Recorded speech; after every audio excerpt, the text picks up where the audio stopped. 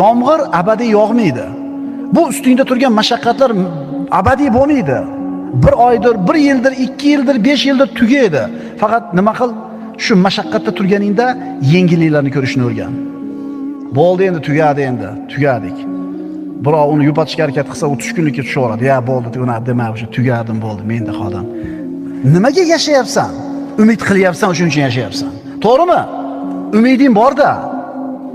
Kunlar almashib turadi, birodarlar. Zamon o'zgarib turadi. Zulmatdan keyin keladigan yorug'lik bor. Tundan keyin keladigan tong bor. Hakim bo'lgan Alloh subhanahu va taolo har kuni bir faoliyatda. Kimnidir ko'taradi, kimnidir tushiradi, kimni boy qiladi, yana kimni kambag'al qiladi. Shuning uchun birodar siqilma. Holatni doim bir xil bo'lishi mahol. Ishlaring yurishib turibdimi? Doim bir xil bo'lavermaydi. Bir kun tushishi bor. Ishlaring yurishmayaptimi? Doim bir xil bo'lavermaydi. Bir kun yurishib ketishi bor. Bas, albatta har bir og'irlik, mashaqqat